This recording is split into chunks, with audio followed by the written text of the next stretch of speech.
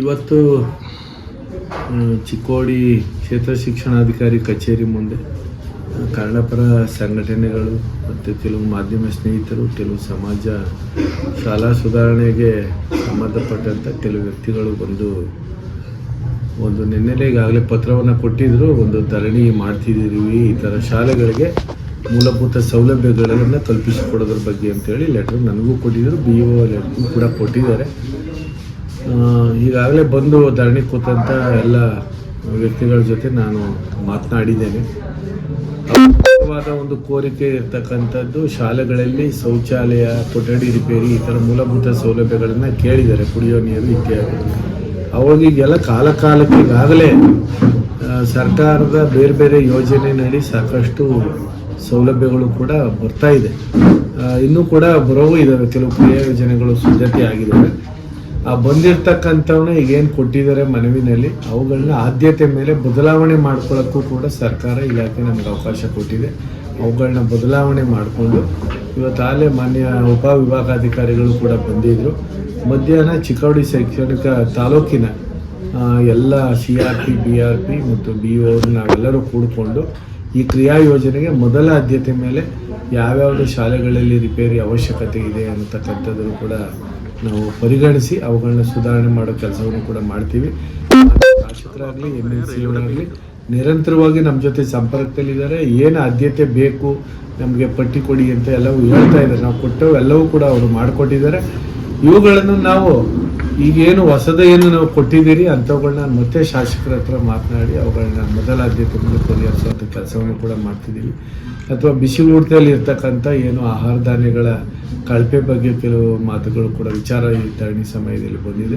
ಅವುಗಳನ್ನು ಕೂಡ ಕೂಲಂಕುಷವಾಗಿ ಪರಿಶೀಲಿಸಿ ಯಾವುದೇ ಮಕ್ಕಳುಗಳಿಗೆ ಕಳಪೆ ಆಹಾರವನ್ನು ನೀಡಲು ಅವಕಾಶ ಇಲ್ಲ, ಅಂಥವುಗಳನ್ನ ಏನಾದರೂ ಹಿಂತಿರುಗಿಸಿ ಅಂತೇಳಿ ಹೆಡ್ ಮಾಸ್ಟರ್ಗೆ ಮತ್ತು ಸಹಾಯಕ ನಿರ್ದೇಶಕರಿಗೂ ಕೂಡ ಹೇಳಿದ್ದೀವಿ. ಈಗ ಕ್ಷೇತ್ರ ಶಿಕ್ಷಣಾಧಿಕಾರಿಗಳು ಹುಕ್ಕೇರಿನಲ್ಲಿ ಒರಿಜಿನಲ್ ಇದ್ದಾರೆ, ಇಲ್ಲಿ ಚಾರ್ಜಲ್ಲಿದ್ದಾರೆ. ಎರಡೂ ದೊಡ್ಡ ತಾಲೂಕುಗಳು. ಈಗಾಗಲೇ ಪರೀಕ್ಷಾ ಸಮಯ ಆದ್ದರಿಂದ ಅವ್ರಿಗೂ ಕೂಡ ಕೆಲಸದ ಒತ್ತಡ ಸಾಕಷ್ಟಿದೆ.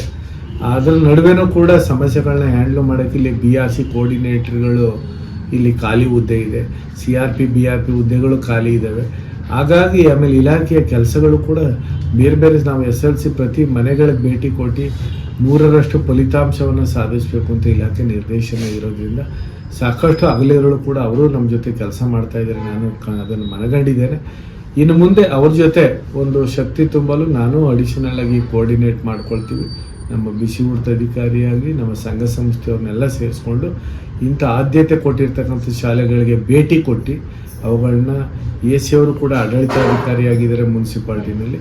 ಅವ್ರನ್ನ ಸಹಕಾರವನ್ನು ತೆಗೆದುಕೊಂಡು PDO ಜೊತೆ ಮಾತಾಡಿಕೊಂಡು ಎಲ್ಲೆಲ್ಲಿ ಒಂದು ಶೌಚಾಲಯ, ಕುಡಿಯೋ ನೀರು ಈ ಥರ ತುರ್ತಾಗಿ ಆಗಬೇಕು, ಗ್ರಾಮ ಪಂಚಾಯಿತಿ ಸಹಕಾರವನ್ನು ಮಾನ್ಯ ಶಾಸಕರ ಒಂದು ಸೂಚನೆ ನಿರ್ದೇಶನವನ್ನು ತೆಗೆದುಕೊಂಡು ಅವರುಗಳ ಸಹಕಾರದಿಂದ ಉತ್ತಮವಾದಂಥ ಒಂದು ಶೈಕ್ಷಣಿಕ ವ್ಯವಸ್ಥೆಯನ್ನು ನಿರ್ಮಾಣ ಮಾಡೋಣ.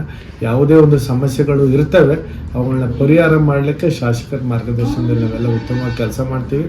ಈಗೇ ಪ್ರತಿಭಟನಾ ಸಮಯದಲ್ಲಿ ಕೊಟ್ಟಿರ್ತಕ್ಕಂಥ ಒಂದು ಮನವಿ ಏನಿದೆ ಅವುಗಳನ್ನ ಮೊದಲ ಆದ್ಯತೆ ಮೇಲೆ ಪರಿಹರಿಸಿ ಅವ್ರಗಳಿಗೆ ಮತ್ತೆ ಇದು ಸುಧಾರಣೆ ಆದಂಥ ಒಂದು ಮಾಹಿತಿನೂ ಕೂಡ ಹಿಂಬರಹ ಕೊಡ್ತೀವಿ ಅಂತ ಸಂದರ್ಭದಲ್ಲಿ ಹೇಳ್ತಾ, ತಾವೆಲ್ಲ ಮಾಧ್ಯಮ ಮಿತ್ರರು ಕೂಡ ಶಾಲಾ ಸುಧಾರಣೆಗೆ ಸಾಕಷ್ಟು ಸ್ಪಂದಿಸ್ತಾ ಇದ್ದೀರಿ, ನಮ್ಮನ್ನು ಗಮನ ಸೆಳೀತಾ ಇದ್ದೀರಿ. ತಮಗೂ ಕೂಡ ಧನ್ಯವಾದಗಳನ್ನ ಹೇಳ್ತಾ ನಾನು ಮಾತನಾಡಿಸ್ತೀನಿ. ನಮಸ್ಕಾರ.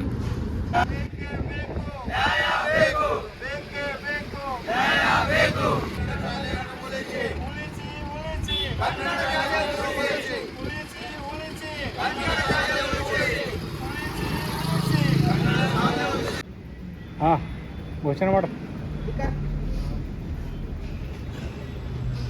ಘೋಷಣೆ ಕೊಡು. ಬೇಕೇ ಬೇಕು ನ್ಯಾಯ ಬೇಕು, ಬೇಕೇ ಬೇಕು ನ್ಯಾಯ ಬೇಕು, ಉಳಿಸಿ ಕನ್ನಡ ಶಾಲೆ ಉಳಿಸಿ, ಬೇಕೇ ಬೇಕು ನ್ಯಾಯ ಬೇಕು. ಸರ್ಕಾರಿ ಶಾಲೆಗಳಿಗೆ ಲಕ್ಷ್ಯ ಕೊಡುವಂತ ಶಾಸಕರಿಗೆ ಸರ್ಕಾರಿ ಶಾಲೆ ನ್ಯಾಯ ಬೇಕು, ಸರ್ಕಾರಿ ಶಾಲೆಗಳನ್ನು ಮುಚ್ಚುತ್ತಿರುವಂತ ಶಿಕ್ಷಣಾಧಿಕಾರಿಗಳಿಗೆ ಬೇಕೇ ಬೇಕು ನ್ಯಾಯ ಬೇಕು, ಬೇಕೇ ಬೇಕು ನ್ಯಾಯ ಬೇಕು. ಇವ್ರು ಕರೆಸ್ತೀನಿ ಮಧ್ಯಾಹ್ನಿಗೆ, ಇವ್ರನ್ನ ಬಿಡಿತೀನಿ, 3 ಮಂದಿ ಕರೆಸ್ತೀನಿ. ಎಲ್ಲೇ ನೀರಿಂದ ಇದ್ರೆ ಸಮಸ್ಯೆ ಗೌರ್ಮೆಂಟ್ ಲ್ಯಾಂಡ್ ಅದಾವ ಸರ್,